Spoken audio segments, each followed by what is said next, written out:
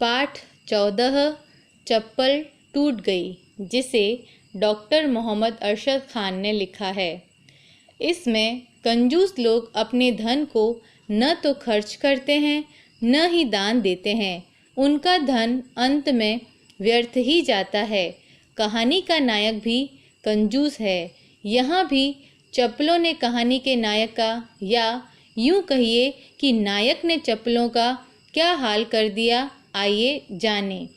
लेखक की चप्पलें पुरानी हो गई थी। माँ कई बार नई खरीदने के लिए कहती, पर उन्होंने कुछ ध्यान नहीं दिया, क्योंकि उन्होंने रुपयों की बचत करने की आदत डाल दी थी और यह आदत उनकी हर चीज़ जैसे खाने, पीने, पहनने आदि में हो गई थी। एक दिन साबुन की बचत की तो क्लास टीचर ने कक्षा से बाहर निकाल दिया। लोगों की बात का उन पर कोई असर नहीं होता था।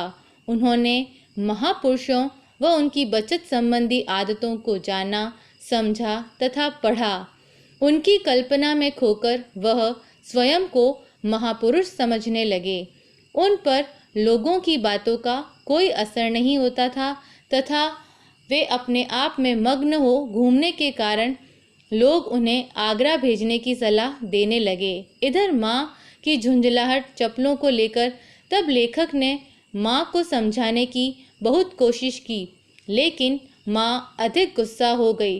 तब लेखक ने सोचा कि साइकिल लेकर बाहर जाया जाए, लेकिन टायरों में हवा भरवाने की भी बचत सोचकर चप्पलों को जोर से पटका तो वे और कमज़ोर हो गई।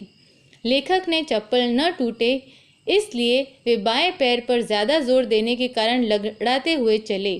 तभी चौराहे पर सड़क पार करते समय विकलांग सहायता समिति के 2 सदस्यों ने लेखक को उठाकर सड़क पार करवा दी। स्वयं को विकलांग सुनकर उन्हें बहुत गुस्सा आया।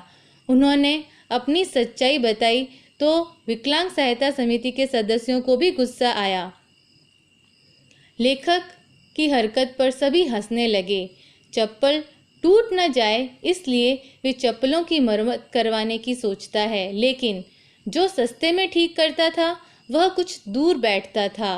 चप्पलें टूटे ना इसलिए वे हाथ में लेकर जल्दी जल्दी चलते हैं, लेकिन वह छोटा सा रास्ता भी उन्हें बहुत बड़ा लगता है, जैसे सभी निर्जीव और सजीव वस्तुएं उन्हें घूर रही हों। सभी लेखक की कंजूसी पर हंसते हैं। जैसे तैसे वे चप्पल ठीक कराने वाले तक पहुंचते हैं। उसने चप्पलों की हालत देखकर ठीक करने से मना कर दिया। लेखक ने खींचकर चिढ़कर कहा, क्यों ठीक नहीं हो सकती? मोची ने कहा, इसे जहाँ से सिएंगे वहाँ से टूट जाएगी। तो भी लेखक ने कहा, इसे ठीक करो।